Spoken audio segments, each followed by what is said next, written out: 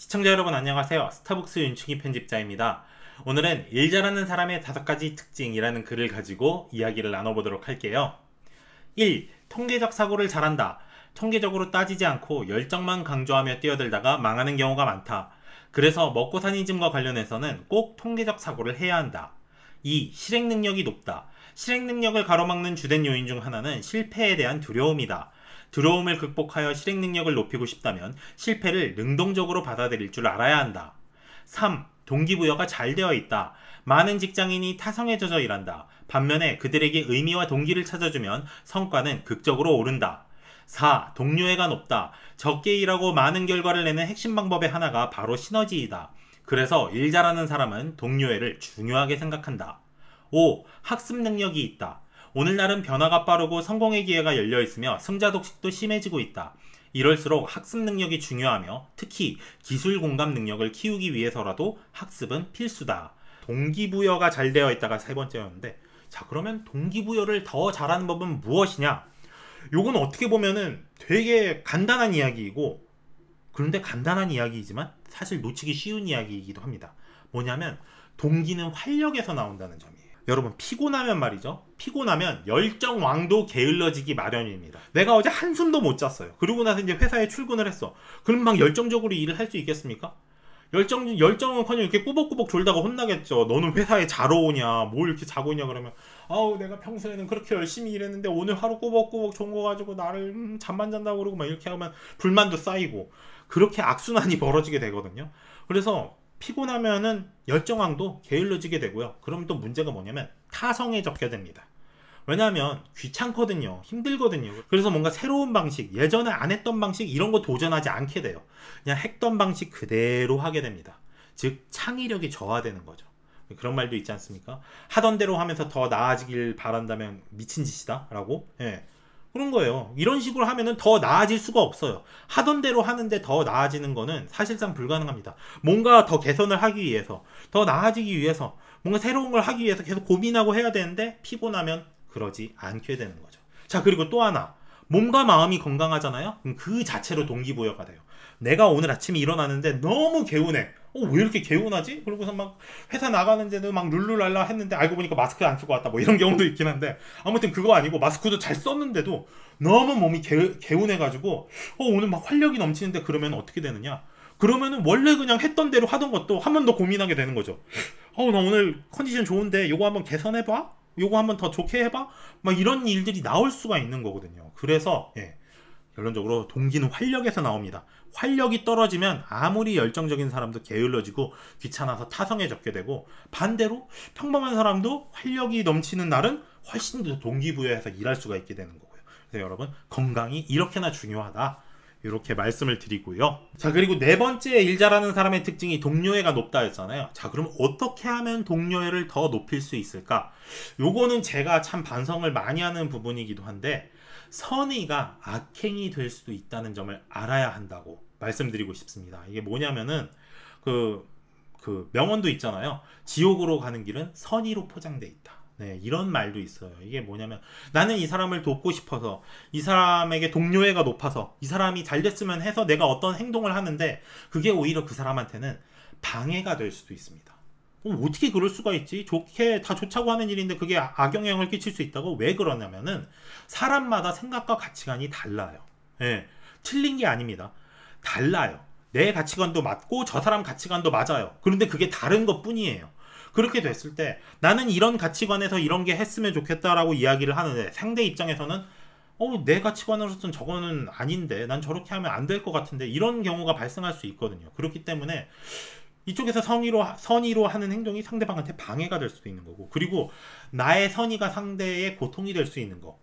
이게 나는 좀 뭐랄까 잘 되길 바래서 이런 거 할 때 이렇게 하면 좋을 것 같아요 라고 얘기를 하는데, 상대방한테 그게 잔소리가 된다거나 꼰대 소리가 된다거나 이럴 수도 있는 거거든요. 그래서 상대방이 요청하기 전에 내가 먼저 나서서 하는 게 오히려 안 좋을 수도 있어요. 상대방이 정말 필요하다고 생각을 하면은 먼저 요청이 오게 될 겁니다. 그때까지 못 참고 이제 나가는 사람들이 흔히 말하는 오지라퍼인데, 굳이 그럴 필요 없다. 상대방이 요청할 때까지 기다리는 게 낫다. 요거를 또 말씀드리고 싶고, 또 하나, 여러분, 성과란 원하는 결과를 얻어내는 게 성과예요.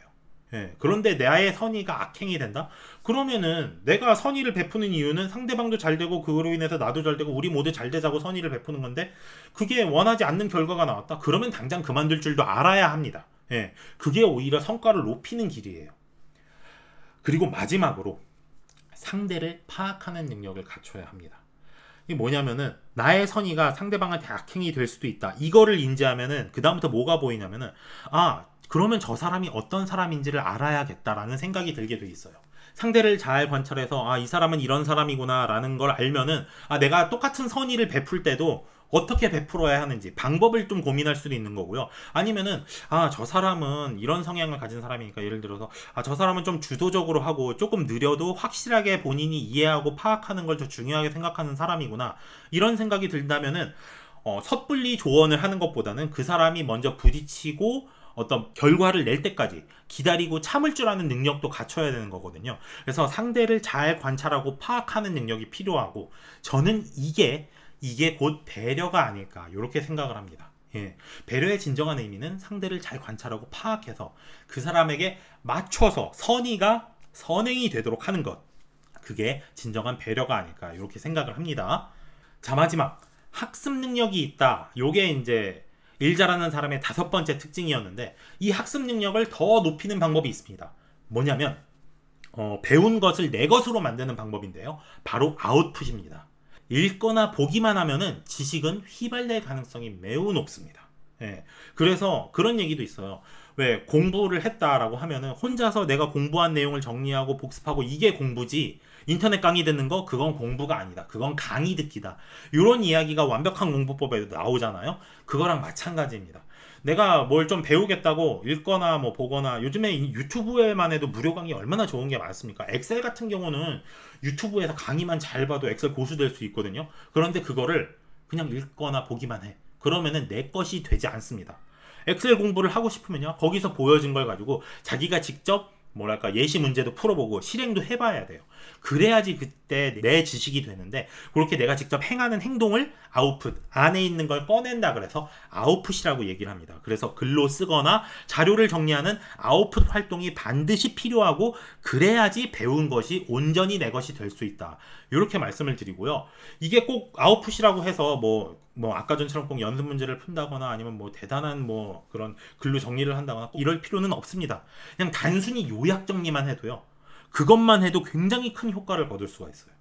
저는 그거를 굉장히 많이 느낀데, 왜 그러냐면 제가 콘텐츠를 만들지 않습니까? 그럼 이 콘텐츠를 만드는 지금 이 내용들, 배운 것을 내 것으로 만드는 방법 아웃풋, 전 이걸 어디서 알았겠어요? 저도 책 보고 아는 거거든요. 근데 그냥 책만 보고 넘어갔으면은 저도 이런 게 있다는 게 나오지 않았을 거예요. 제 기억에 온전히 내 지식으로 없었을 거예요. 그런데 저는 콘텐츠를 만들면서, 글을 쓰면서 자연스럽게 이걸 아웃풋을 하게 됐습니다. 그게 제 일이었거든요. 그래서 책에서 본 거를 아웃풋을 하고, 그렇고 나면은 이 지식이 온전히 제 지식이 된 거를 굉장히 많이 느껴요. 언제 느끼느냐? 제가 다른 콘텐츠를 만들 때 그냥 보고 넘어간 거는 기억이 안 납니다. 이거 예전에 무슨 책에서 봤던 것 같은데, 요 내용. 그러고서 잘 기억이 안 나는데, 그걸로 콘텐츠를 만들잖아요. 그러면은 책을 볼 필요도 없어요. 그냥 머릿속에 다 있어서, 그치, 이거 무슨 책에서 나왔던 거지. 물론 몇 페이지에 있었다까지는 기억을 못해도, 거기서 작가가 이런 얘기를 했었는데, 그거를 그냥 제 머릿속에서 쑥쑥 내보내면서 바로 글이 써집니다. 책을 다시 찾아볼 필요도 없이. 이런 게 진짜 내 지식이 된 거잖아요. 그래서 근데 그럼 제가 예전에 책을 보고 콘텐츠를 만들 때 대단한 콘텐츠를 만들었느냐? 그런 것도 아니에요. 그냥 책을 소개하는 글을 만들 때 거의 대부분 단순하게 요약 정리한 글이 대부분이었거든요. 근데 그런 것만 했어도 이렇게 내 머릿속에서 지식이 술술 나올 정도로 내 지식이 된다. 이렇게 아웃풋의 효과가 크다. 요 말씀을 드리고 싶습니다. 그래서 그러면은 저 같은 경우는 이게 직업이니까 그걸 할 수밖에 없는데, 다른 분들은 어떻게 하면 배운 것을 내 것으로 만드는 아웃풋을 할 수 있느냐? 요 방법을 추천을 드리고 싶어요. 개인 블로그에 칼럼 형태로 쓰는 겁니다. 이게 단순히 요약 정리하는 것만으로도 큰 효과가 있는데, 그걸 넘어서 블로그에다가 남들이 다 볼 수 있는 약간 기사를 쓴다는 느낌으로, 내가 칼럼을 쓴다는 느낌으로 글을 쓰는 거예요. 왜 그러냐면은 아웃풋 중에 저는 가장 효과가 높은 게 남을 가르치는 거라고 생각을 합니다. 왜냐? 일단 내가 제대로 이해하지 못하면 남을 가르치지 못해요. 그리고 남을 가르치다 보면은 딱 느끼는 게 있습니다. 뭐냐면은 이게 설명하는 게 정말 쉬운 일이 아니구나. 내가 아는 것도 힘들었지만 이거를 남이 알 수 있게 설명한다는 게 정말 힘들구나 라는 걸 알게 되고, 그러면 남이 이해하려면은 뭘 알아야 되는구나 라는 어떤 핵심 포인트를 훨씬 더 정확하게 찝을 수 있게 돼요. 그래서 아웃풋의 최고봉이 저는 가르치기라고 생각을 하는데, 사실 우리가 가르칠 사람이 없잖아요. 갑자기 아내한테 자기야, 내가 그 통계를 분석하는 방법을 배웠는데 이 아웃풋 활동을 통해서 자기한테 지금부터 이걸 가르치려고 해요. 그럼 제 아내가 뭐라 그러겠습니까? 뭐래, 나 지금 내 책 볼 거야. 난 뭐 할 거 없어. 이러고서 갈 거란 말이죠. 그렇다고 제가 뭐 이제 아직 태어나지도 않은, 아직 저희는 아이가 없습니다만, 막 태어난 아이한테, 만약에 제가 아이가 있다고 아이한테 그걸 가르치면 애가 뭘 알아먹겠냐고요. 그렇죠? 그러니까 개인 블로그에 내 블로그를 방문하는 독자들에게 좋은 정보를 알려주겠다는 생각으로, 이분들에게 뭔가 정보를 알려주겠다, 이 지식을 가르쳐 주겠다는 생각을 가지고 글을 쓰면은 아웃풋 효과가 정말 극대화될 수 있다, 이렇게 말씀을 드립니다. 동기부여를 더 잘하는 방법? 동기는 활력에서 나옵니다. 피곤하면 열정왕도 게을러지고, 반대로 활력이 넘치면은 보통 사람도 열정왕이 될 수 있습니다. 그래서 우리는 건강을 잘 챙기고 충분히 자고 잘 먹고 이런 게 필요하다 말씀을 드리고요. 동료애를 더 높이는 방법, 상대를 파악하는 배려가 필요합니다. 그래서 이런 배려가 저는 어디서 나오게 되느냐, 내가 선의를 갖고 한 행동이 악행이 될 수도 있다. 전 올해 요거를 정말 절실하게 깨달았어요. 그래서 제가 좀 오지랖하더라고요. 그것도 이제 반성을 하다 보니까 알게 됐는데, 오지랖 부리지 말자. 상대방이 요청하기 전까지는 입 다물고 가만히 있자. 요런 것들을 좀 많이 반성을 하고 있습니다, 제가. 그래서 그때 이제 알았던 게, 이게 좋은 일이라고 그냥 막 하는 게 아니라 상대를 가려가면서, 이 사람한테는 이렇게 해줘야 되는구나, 이 사람한테는 이렇게 해줘야 되는구나, 요걸 구별할 줄 아는 지혜를 갖춘다. 이거야말로 진정한 배려다. 요거를 제가 요즘 많이 깨닫고 있습니다. 자, 마지막으로 학습 능력을 더 높이는 방법, 아웃풋을 해야 되는데 어떻게 아웃풋을 하느냐, 개인 블로그에 배운 것을 글로, 칼럼으로 쓰는 아웃풋을 하자. 이게 정말 효과가 최고다, 이런 말씀을 드립니다. 오늘 이제 일 잘하는 사람의 특징 5가지를 업그레이드해서 알려드렸는데, 오늘 해드린 이야기 외에도 일 잘하는 사람이 되는 방법은 정말 무궁무진하게 많거든요. 그런 게 뭐가 있는지 탐색하고 고민하고, 저는 이런 자세를 갖는 게 일 잘하는 사람이 되어가는 시작이 아닐까 싶습니다. 그래서 제가 오늘 이렇게 쭉 말씀을 드렸잖아요. 정말 이걸 보고 이 지식을 내 것으로 만들어서 나도 일 잘하는 사람이 되고 싶다 생각하시는 분이 계시다면, 오늘 이 유튜브 내용 본인 블로그에 정리해서 쓰셔도 됩니다. 그렇게 아웃풋을 해서 내 것으로 만들고, 그럼 또 그 블로그를 쓰신 분이 그걸 보고 또 아웃풋을 해서 내 것으로 만들고, 이런 일들이 계속 이어진다면, 그런 게 이제 정말 뭐랄까, 선한 영향력이 퍼지는 어떤 모범적인 사례가 아닐까, 이렇게 생각을 합니다. 그래서 오늘 내용도 여러분의 것으로 만들기 위해서 꼭 아웃풋 하는 거 잊지 마시고 하루 공부 365를 마치도록 하겠습니다. 감사합니다.